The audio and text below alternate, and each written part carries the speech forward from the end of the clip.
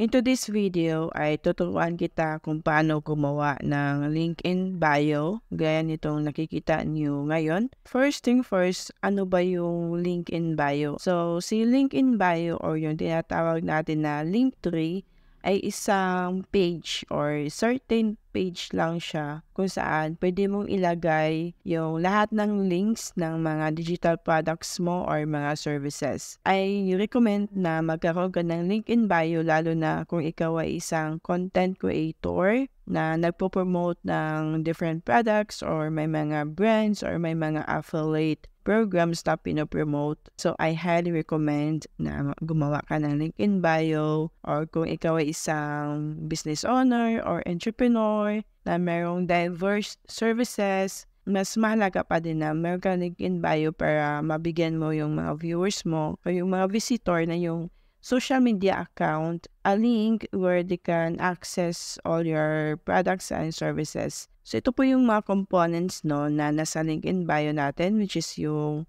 profile picture mo, and then yung pangalan, and then a short description about you. And also, first dito sa section, ang nilalagay ko ay yung mga digital products na ino-offer ko. Inuuna ko siya from pinakamataas na price hanggang sa pinaka-lower, which is yung free guide and then yung free system na tayo account. And then digital services, kasi gumagawa din ako ng mga freelance work. And then for the others, ay nilagay ko dito yung mga least important na links, which is yung my own digital store sa aking website, and then my Rocket PH shop since meron din ako Rocket PH na shop, and then the 72-hour challenge since I am an affiliate. So this one is for those who want to learn about affiliate marketing. And also if you like, you can add your social media accounts here dito sa pinakadulo. In my case, hindi ko na siya nilagay kasi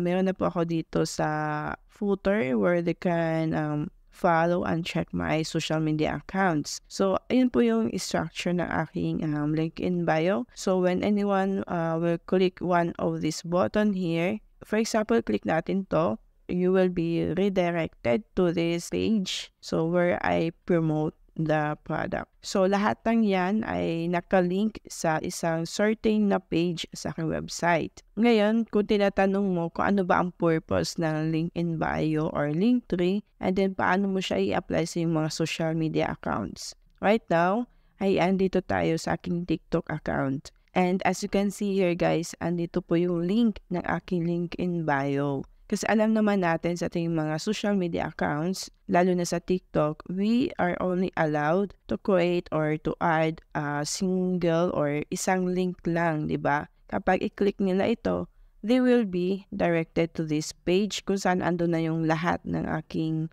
mga important na links, okay? So, yun ang kagandahan kapag meron kang link in bio. Para yung mga leads or yung mga visitor mo sa yung social media account, ay meron silang isang certain page na ma-check or mapupuntahan from your social media account, and then from that link ay makikita nila yung iba't ibang offers mo.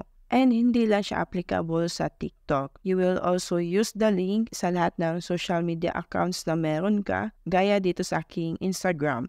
And also, if you gonna check my Facebook account, andun pa din yung aking LinkedIn bio. This is one of my strategy on how I sell digital products using social media accounts and how I build my email list through organic traffic. I will show you on how to create your own LinkedIn bio using System.io. First thing first ay dapat meron ka ng System.io account. You can create a lifetime free account kay System.io. You can check the link in the description of this video. And then kapag meron ka ng account, let's go over and log into your account and go to your dashboard. So this is your main dashboard. And then click on funnels. Alright, kapag andito ka na sa funnels mo, so sa free account ni System.io ay meron ka lang 3 funnels, di ba? So since meron pa akong 2 funnels using this test account, so ang first thing na gagawin natin is to click the create button sa upper right corner na yung screen. Click that and then name your funnel, for example, link in bio. and then choose custom, and then for the currency, kahit i-ignore mo lang yan kasi hindi naman tayo magbebenta inside the funnel na link in bio, and then click save. So under funnels, makikita mo dito yung bagong gawa mo na link in bio funnel. Click that, and then punta ka dito sa add step, name it, for example, link in bio, and then for the type, click here, and then scroll down under opt-in. As you can see here, opt-in. So, scroll down ka lang ng konti, and then makikita mo itong link in bio na option. Click that, and then click save. And as you can see here, marami na silang mga templates na ibibigay sa'yo. So, pili ka lang ng templates na nagustuhan mo. For example, this one, click select. And then for the URL path, you should rename this path here.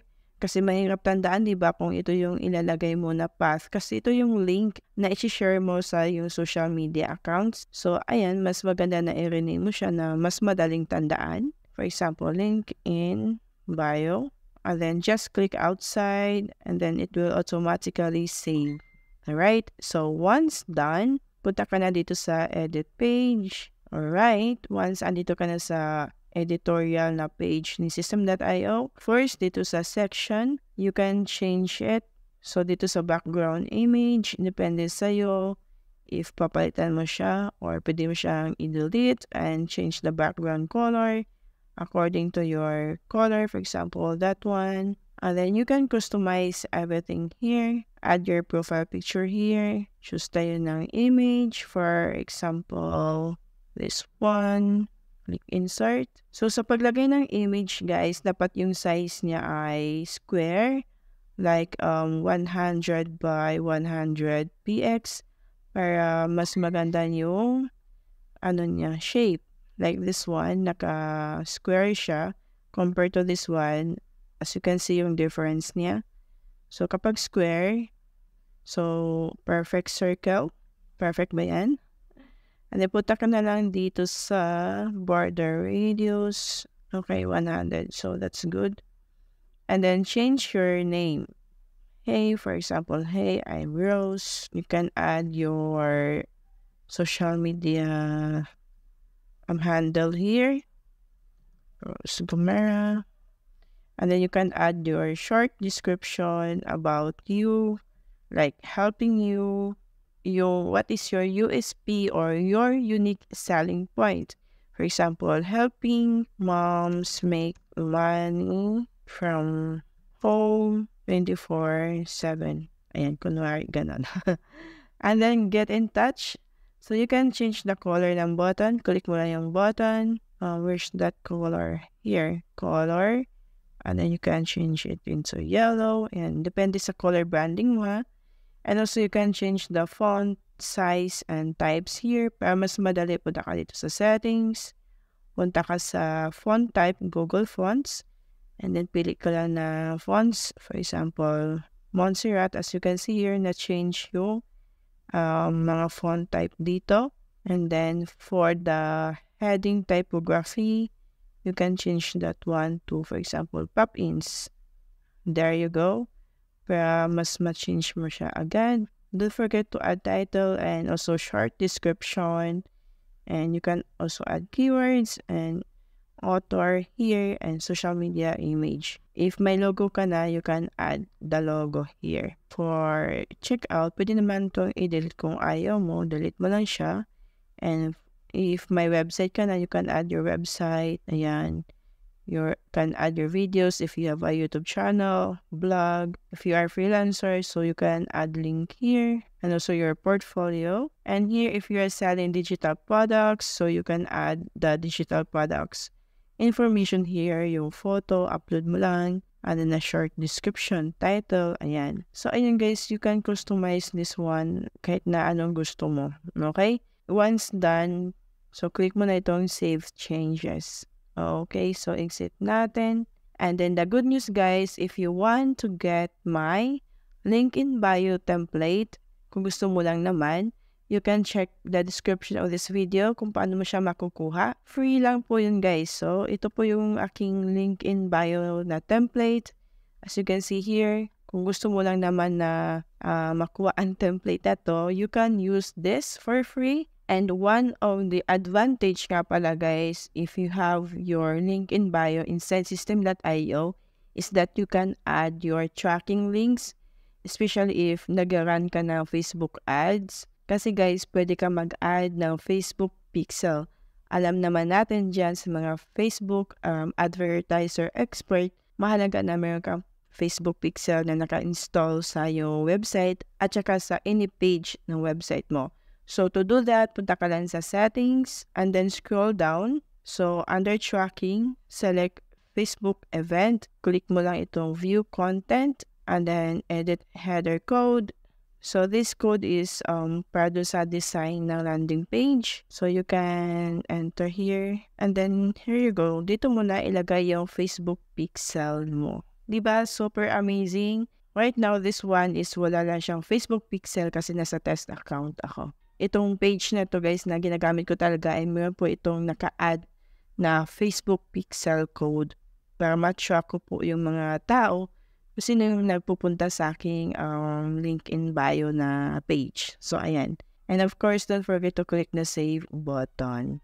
Ayun guys, bago tayo mag-end ng video natin, shout out nga muna pala sa pinaka-active na viewer and commenter in this channel.